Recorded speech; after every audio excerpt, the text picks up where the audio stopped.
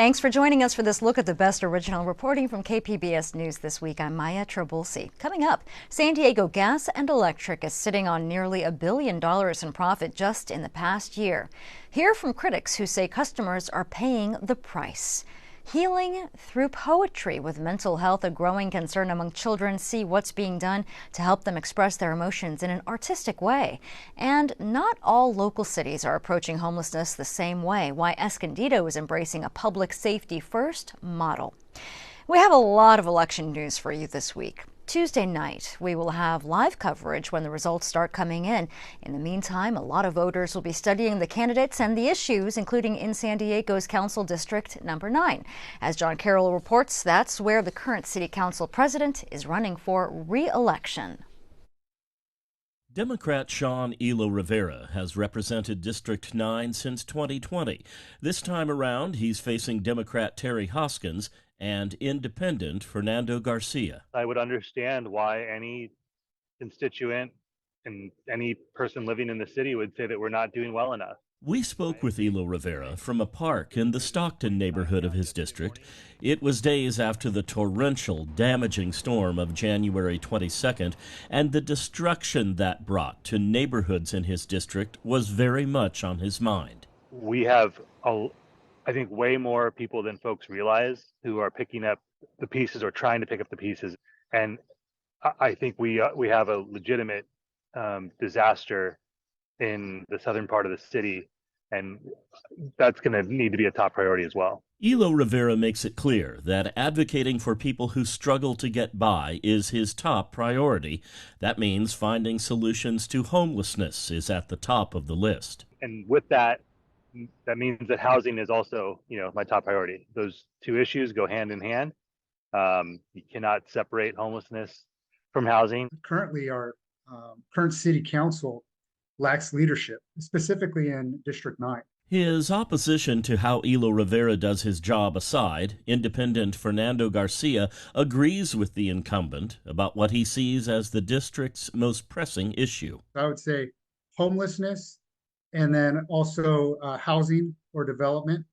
In terms of homelessness, I feel like, a lot of people feel that we have a policy of enablement as opposed to empowerment, meaning that the streets should not be an option when it comes to people being unhoused. Garcia left his career in financial services and real estate in 2017 when he formed a company called School Solar, which specializes in getting solar panels onto school roofs. He says his business and real estate background will help in tackling homelessness, specifically through the use of ADUs, sometimes known as granny flats.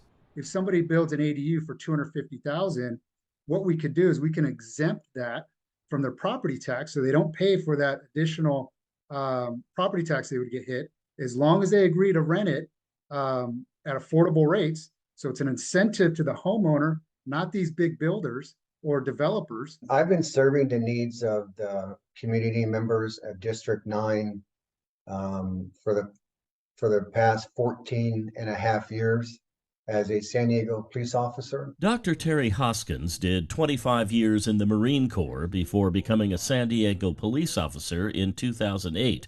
He recently retired from the force. Hoskins says he wants to continue serving the public on the city council, where he says his top priority would be public safety. This current administration for District 9 doesn't even talk to our law enforcement at all. I will change that. Both Hoskins and Garcia say they agree with council members who've criticized Elo Rivera's leadership as council president. He was recently reelected to the position by his fellow council members, but only by one vote. Majority of the community that I interact with at all the community meetings, all the planning group meetings, they feel like they've got no representation since Marty Emwood left. Even in District 9, he's really, alienating a lot of neighborhoods here by not showing up to meetings or, just being dismissive of their concerns. Elo Rivera says since being reelected to the council presidency, he has reached out to all his colleagues on the council for their thoughts on how they can all work better together. But he says that doesn't mean governing the city the way it's been governed in the past. The top two finishers in the primary will face each other in November's general election. John Carroll, KPBS News. Governor Gavin Newsom is not on the ballot this time around, but one of his priorities is Proposition 1 would bring major change to the way California deals with the mental health aspect of homelessness. Melissa May was there as Newsom brought his campaign to San Diego and also talked with opponents. $6.38 billion, 11,150 new units, treatment beds, 26,000 outpatient beds. California Governor Gavin Newsom says a yes vote on this measure would help people experiencing mental health crises get proper treatment and would expand mental health and addiction services for tens of thousands of Californians. It's about you, everyone, not just about those caregivers and professionals that will be supported with unprecedented workforce investments because of Proposition 1, but it's about you. I had become homeless, unemployed, unemployable, had unaddressed mental illness, and if you don't realize, being homeless creates its own set of mental illness struggles. Air Force veteran Sandy Borum says as a resident of Veterans Village of San Diego in 1999, she took advantage of several programs she describes as similar to those Proposition 1 would fund.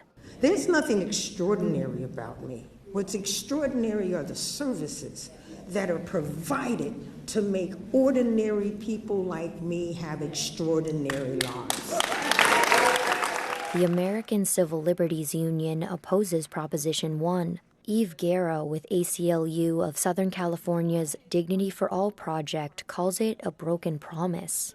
Proposition 1 would impose a new $6.4 billion bond to primarily fund forced treatment and institutionalization. So this funding would go to inpatient, locked and unlocked facilities, which are really the most expensive and least effective form of mental health treatment. Garrow says Proposition 1 will cause thousands of Californians to lose access to life-saving mental health care, as that funding would be put into housing opportunities for the unsheltered. It would provide housing for only about 3% of the total number of Californians who are unhoused on any given day.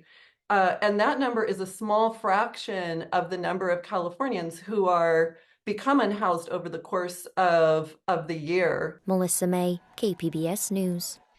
And this will be a busy weekend for early voting. The KPBS Voter Hub is available in English and in Spanish. We have details on voting locations and stories from our newsroom all in one place. Just look for the Voter Hub link on our homepage, kpbs.org. January's flooding adds another challenge to local organizations that work to mobilize voters and boost turnout. Alliance San Diego is working through flood damage to meet their goals. Once again, here's KPBS reporter Melissa May. Normally, leading up to Election Day, Alliance San Diego, a local nonprofit that empowers underserved communities to vote, is busy contacting residents about voting resources. Every call, every knock, every text is getting to people and it's getting them information that they vitally need. Hi, my name is Vince and I'm calling from Alliance San Diego. And they're still doing that, but the January flooding has submerged some of their operations. Trying to find people has been a challenge, and our goal is to make sure that everyone has access to our democracy and is participating in these elections. Alliance San Diego's executive director, Andrea Guerrero, talks about their biggest challenge of getting people to vote right now. We're very concerned about the communities we serve having the information they need in order to go vote. Right now they're worried about a roof over their head, and so I can understand that, but they're also not at their place of residence to receive the information about the election. On top of this, Itza Maganda Chavez, Alliance's civic engagement director, walks us through another major obstacle they've had to overcome. As you can tell from the rest of our building, we've lost a significant amount. You could see through the entire building. The entire first floor flooded, causing about $100,000 in damages, she says. So they moved their whole voting operation to the second floor. We're phone banking and we're also texting people to try to make sure that they have everything that they need to go out and vote. They're also on social media encouraging people to vote. Alliance canvassers are going door to door to communities affected by the flooding and to hotels where many displaced San Diegans are temporarily staying, encouraging residents worried about basic needs to take time to also vote.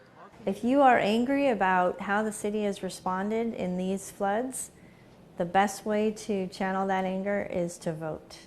And we've heard from a lot of residents in the affected communities how important it is to them right now to vote. If you don't have access to your mail-in ballot, Maganda Chavez explains how you can still make your vote count. Vote at a voting center starting this Saturday. Folks can vote at certain voting centers until Election Day. And then starting March 2nd, they could actually vote at more than 200 voting centers across the counties. To learn more about your voting options and to find a voting center near you, go to sdvote.com. Melissa May, KPBS News. And KPBS will have election night coverage on all of our platforms, and that includes a special broadcast Tuesday at 10 p.m. hosted by myself and Amita Sharma. You can watch on KPBS or stream it on the KPBS YouTube page. Escondido has adopted a new controversial policy on homelessness. It rejects a housing first model. KPBS reporter Jacob Ayer says instead it takes a tough on crime approach. I'm asking you to consider not criminalizing homelessness. Resident and social worker Kimberly Walker was one of a small group of public commenters who voiced concerns about the policy before the vote. Is you're making all of the homeless sound like addicts, and that is not the case. A lot of the homeless that are here in Escondido today are families. They're families of 2 working adults that make minimum wage. Escondido Mayor Dane White and Councilmember Joe Garcia drafted the new policy statement, which says it supports a public safety first approach. It goes on to call housing first a one-size-fits-all approach that has proven ineffective and unsustainable, with the exception of seniors. We asked White for an interview, but he was not available. In 2022, he told KPBS he has lived experience with substance abuse and being homeless. Garcia did talk to us. He says this policy tries to balance compassion and enforcement. So as part of the policy, we designed specific areas that we were going to work with. That's another thing that we'd like to do, is to deal with the hotspots. Where are the areas that we have more homeless population, more encampments? During Wednesday's meeting, White and Garcia both reiterated crime statistics, drug abuse issues, and mental health concerns in the city's homeless population. If this policy doesn't create more places for people to go, we won't be making any progress. Greg Angel is the CEO of Interfaith Community Services, which is the largest homeless service provider in the city. He attended the meeting and is concerned about how the policy could impact his organization. The reality is, in Escondido, there are no available shelter beds. The treatment beds are full. There are not places for people to go. The policy statement stresses the need to help Escondido's specific unsheltered population before helping homeless residents from other areas. But Garcia admits the city's budget deficit could add challenges. At the same time, we're looking at creative ways how we can put shelters, available beds in Escondido, or other means of where they can be safe and protected from the elements. The 2023 point-in-time count found 304 unhoused people in Escondido. It's the largest population of homeless residents in North County. The city's new policy passed on a 4-1 vote. Jacob Ayer, KPBS News. And we have another story from the North County. The city of Vista is working on a cannabis policy that focuses on equity. Alexander Nguyen reports on some of the recommendations the city is getting. In August of 2022, the City Council directed staff to investigate a cannabis equity assessment. 2 years ago, the City of Vista commissioned a cannabis equity assessment to see how cannabis-related industries could be managed equitably, especially for communities harmed by the war on drugs. Once that report is accepted, to begin to develop the city's equity program. There are currently 11 dispensaries in Vista, but the city isn't looking to open more. Rather, the report is preparation for when the city considers other types of cannabis businesses, such as lounges and cultivation farms. Lounges, either close or near with the same, stipulations as we have. Looking at city data from 2014 to 2023, the report found that black people were disproportionately arrested for cannabis-related crimes compared to their white counterparts. So nearly 2 times their representation. Kylo Tankard is the cannabis policy expert at SCI Consulting Group, which conducted the study.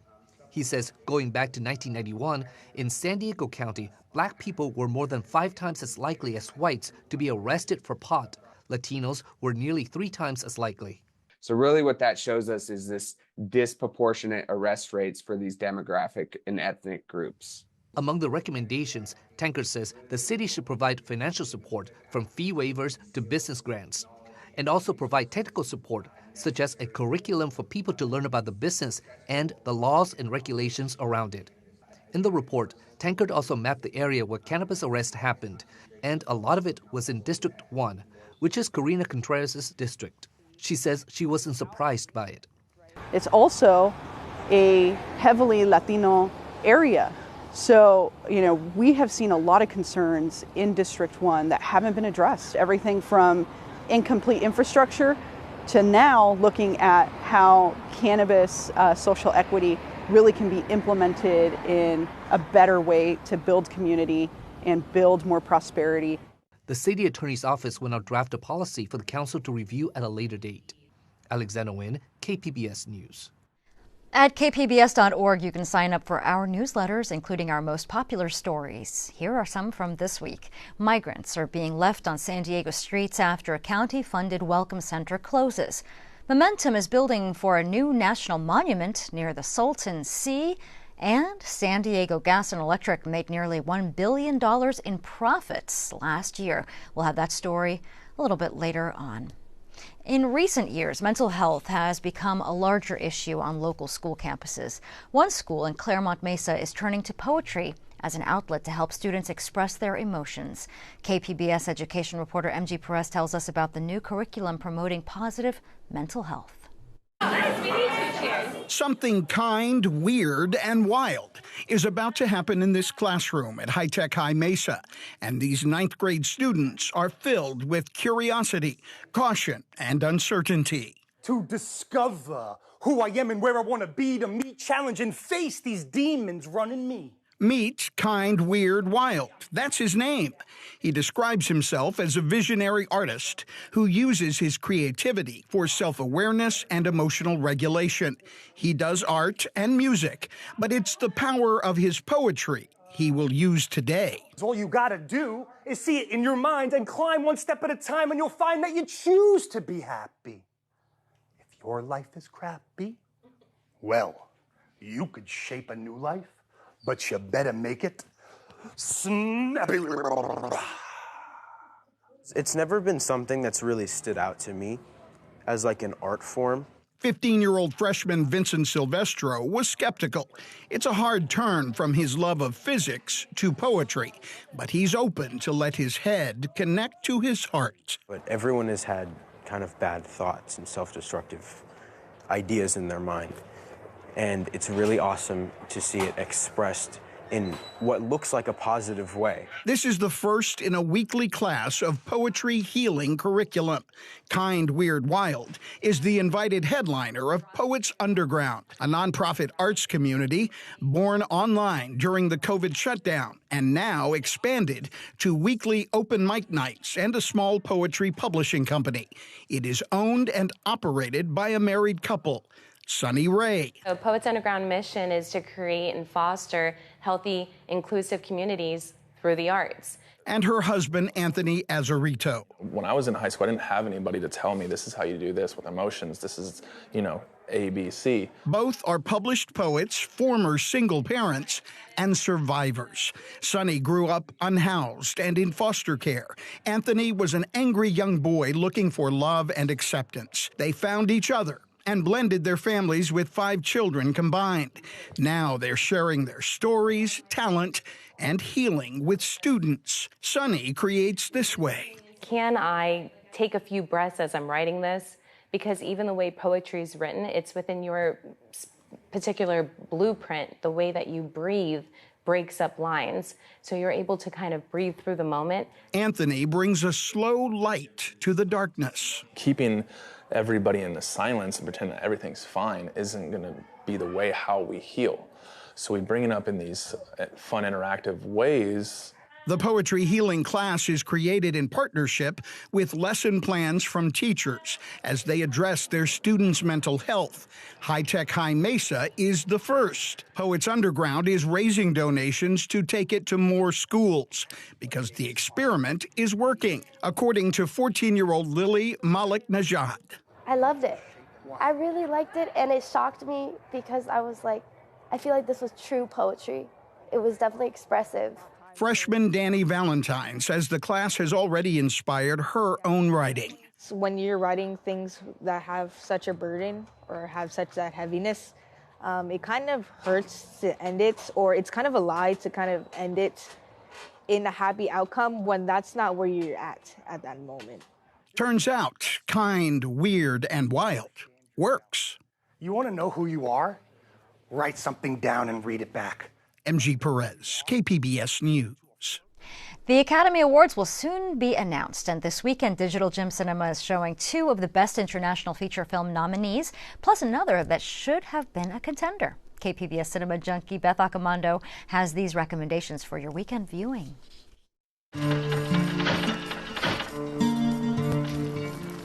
In the teacher's lounge, Carla is a young teacher who seems to have a good rapport with her students.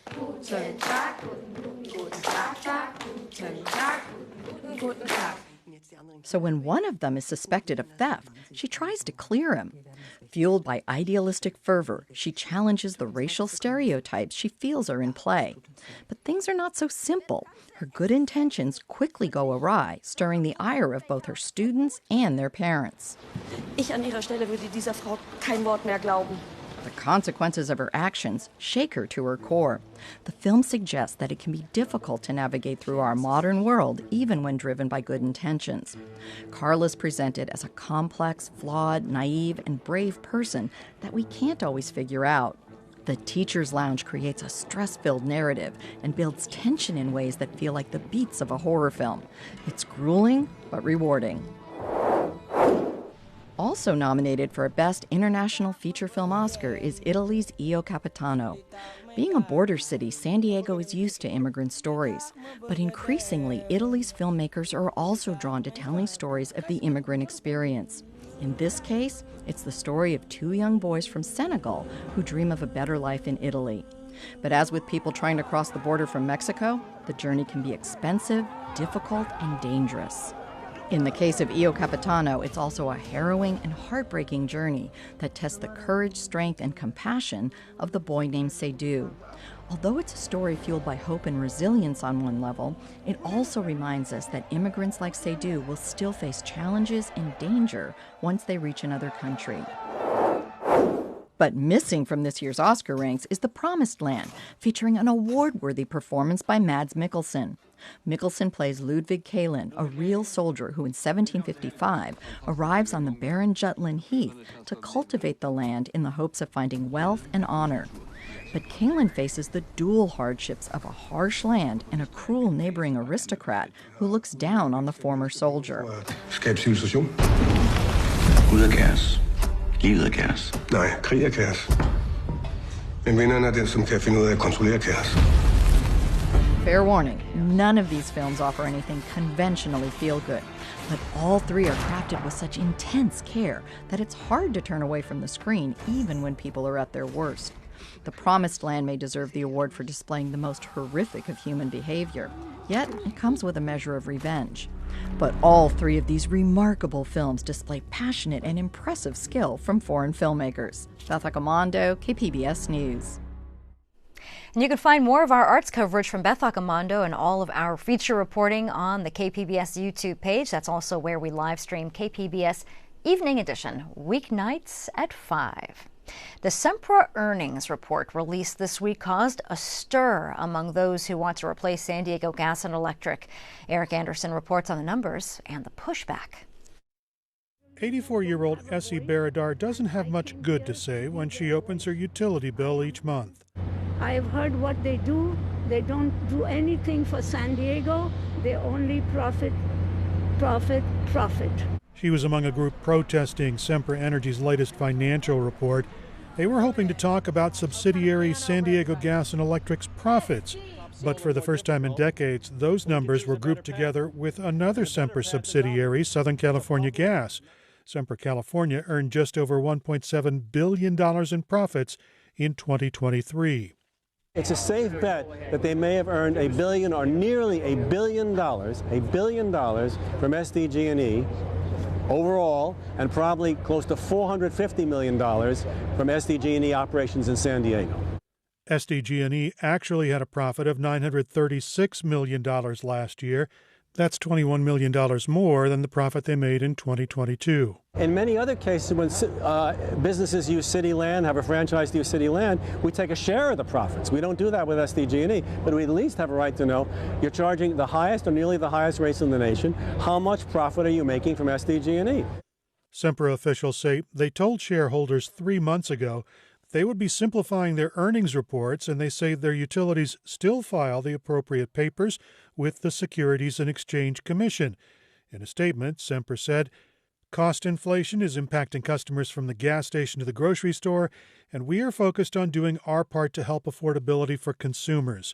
Our utility subsidiaries are focused on delivering solutions to customers, including shareholder-funded assistance programs and income-qualified bill discounts for those with financial hardships." The company says it works hard to meet the needs of more than 25 million utility customers in Southern California. Eric Anderson, KPBS News. We hope that you enjoyed this look at KPBS News this week. I'm Maya Trabulsi. Thanks for joining us.